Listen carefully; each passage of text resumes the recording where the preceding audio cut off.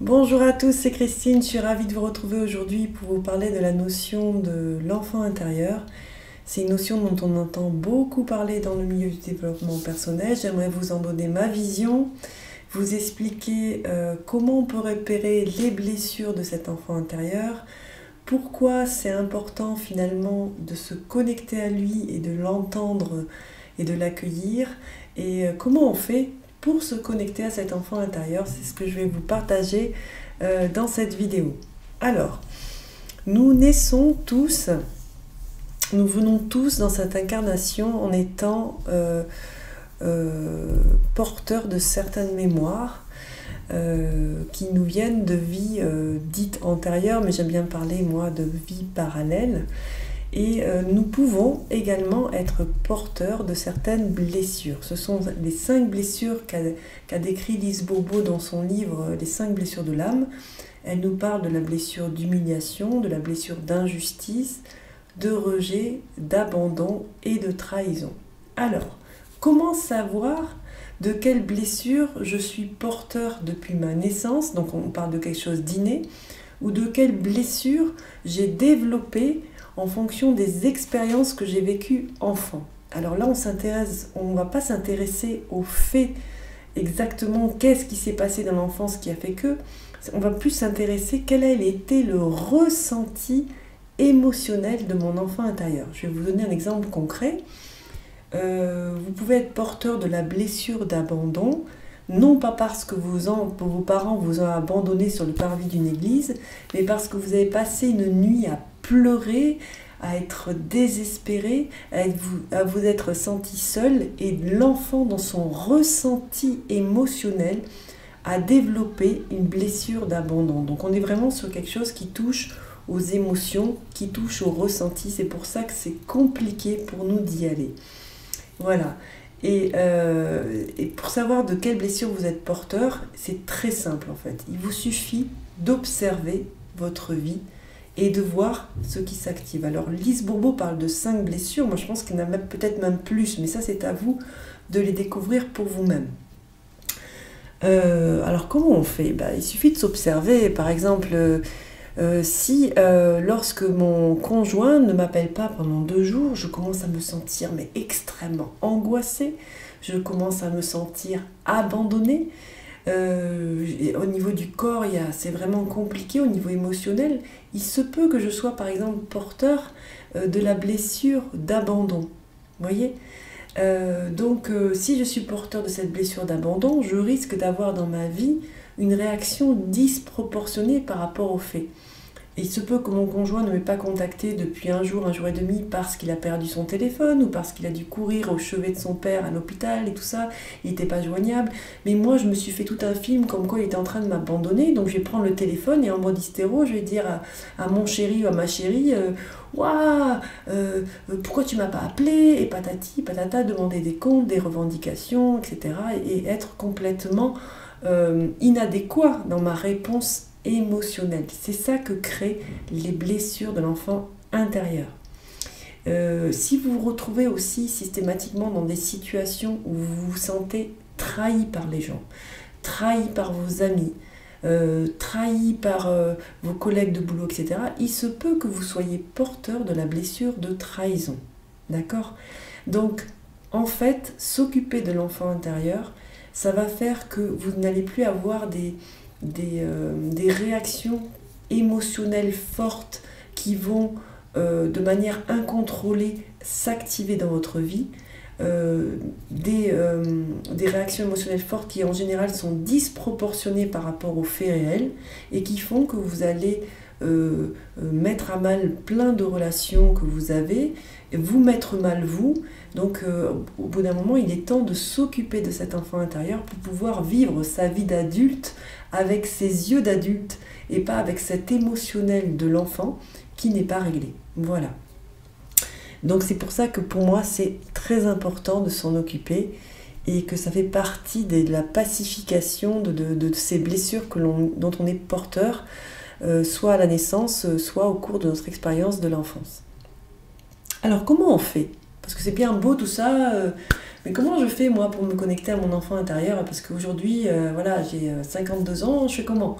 Eh bien c'est tout simple en fait. Vous pouvez aller vous connecter à vous-même en prenant une photo de vous enfant. Alors vous prenez une photo de vous enfant et vous regardez cet enfant. J'insiste sur le fait qu'il faut vraiment que vous fassiez ça avec le cœur, avec la bienveillance et avec de la douceur. Il faut vraiment que vous preniez conscience que vous vous adressez à l'enfant à l'intérieur de vous. Donc vous n'allez pas commencer à dire bon, qu'est-ce que tu veux, c'est quoi ton problème, pourquoi tu me fais chier. Ça va pas du tout. Il va falloir que vous preniez un espace où vous allez être seul, où vous allez être tranquille et où vous allez avoir le temps. Parce que des fois, ça met du temps, cette connexion. Donc vous pouvez partir par une photo de vous. Vous pouvez fermer les yeux et vous visualiser enfant. Alors en général, quand vous allez faire ça, vous allez voir plein de flashs de votre enfance qui vont venir, etc. Et vous pouvez aussi prendre Charlie ou prendre un coussin, le serrer contre vous en imaginant que c'est vous que vous portez enfant, voyez. Alors ça peut paraître un petit peu ridicule comme ça, mais ça fonctionne bien. Surtout si vous prenez un gros coussin, ça va être vous à 3-4 ans, voyez.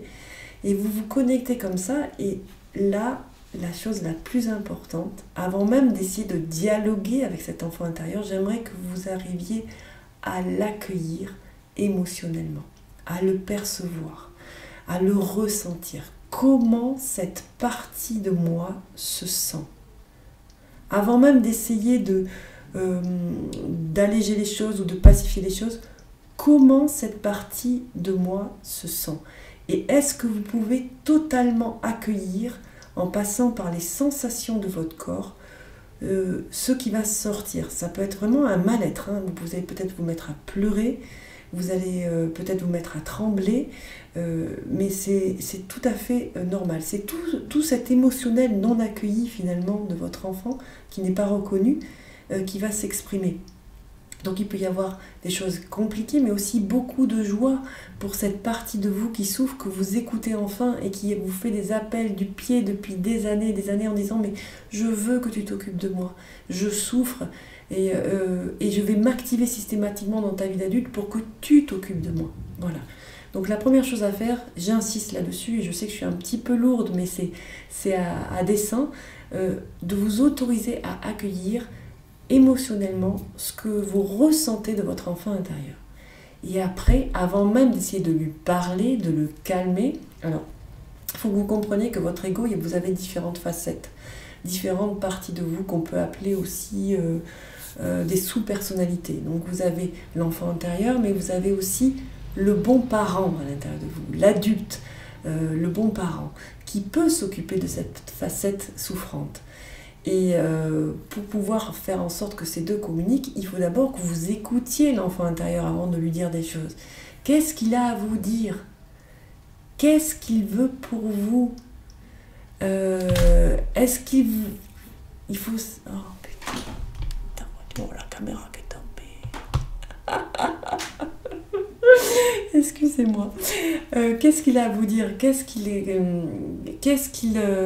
Oui, alors, est-ce qu'il est convaincu que vous l'écoutez? Parce que peut-être que vous avez déjà fait un travail sur l'enfant intérieur et vous lui avez fait des promesses et vous n'avez pas suivi ces promesses, vous n'avez pas donné suite. Donc il faut vraiment que vous vous assuriez que cette fois-ci, non seulement vous l'entendez, mais que lui vous croit. Voilà, donc c'est vraiment pas simple, hein. C'est vous instaurez ce dialogue, donc vous avez ce bon parent qui va écouter cet enfant, qui va lui exprimer ses besoins, et vous allez répondre, vous allez dire « je vais m'engager auprès de toi, auprès de cette partie de moi qui souffre, à prendre soin de toi le plus possible. De quoi as-tu besoin ?» Et les réponses, vous allez les avoir. C'est pas compliqué, les enfants c'est pas compliqué, il faut juste reconnaître que leurs émotions sont véritables, leur donner de l'amour, leur donner de la tendresse et surtout de quoi ça a besoin un enfant. En général, de quoi vous avez besoin vous adultes que vous avez oublié.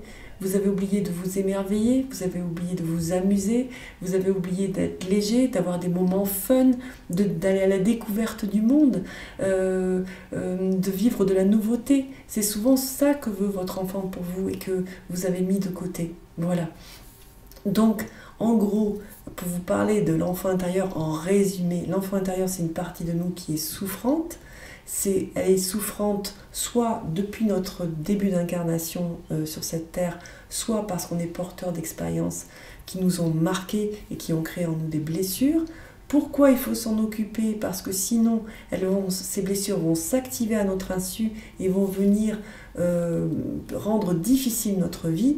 Comment on fait? On se connecte avec une photo, on se connecte en prenant une peluche ou un grand coussin dans les bras, on se connecte à cet émotionnel en se visualisant soi enfant, et on instaure un dialogue entre la partie adulte chez nous et la partie de l'enfant, en étant sûr d'abord d'écouter cet enfant et en s'engageant vraiment à répondre à ses besoins à l'avenir. Sinon, il va revenir et il va revenir. Voilà. Alors, ça reste quelque chose qui se situe au niveau de notre ego. Il y a une étape un peu plus profonde pour moi qui vraiment va parachever ce travail de dialogue entre ces deux facettes. C'est d'accueillir toutes ces scènes de conversation entre ces deux parties de nous depuis un espace de calme. Alors quand je parle d'espace de calme, je parle de cet état que vous touchez quand vous êtes en méditation, par exemple, quand vous contemplez un paysage, quand vous contemplez un enfant ou un être que vous aimez profondément, il y a quelque chose en vous qui s'apaise, qui se détend au niveau physique, etc. Quand vous allez arriver, après avoir appris à faire ce dialogue entre ces deux facettes, à accueillir cet enfant intérieur et accueillir ces deux facettes et observer ce qui se passe en vous, à être ceux qui observent ce qui est en train de se faire pour votre ego, vous allez vraiment libérer des choses au niveau émotionnel. Alors, je ne sais pas si c'est très clair ce que je suis en train de vous dire, c'est pour ça, n'hésitez pas à me faire des commentaires, à me poser des questions, vraiment je me ferai un plaisir de vous répondre. Si vous pensez que cette vidéo sur l'enfant intérieur peut aider quelqu'un, merci de la partager. N'hésitez pas à la liker, à vous abonner à ma chaîne. Vous ne pouvez pas savoir à quel point c'est un soutien quand une nouvelle personne s'abonne. Ça me met en joie. Voilà, sur ce, je vous souhaite une très belle soirée, une très belle journée. Je vous dis à bientôt. Prenez bien soin de vous. Bye bye.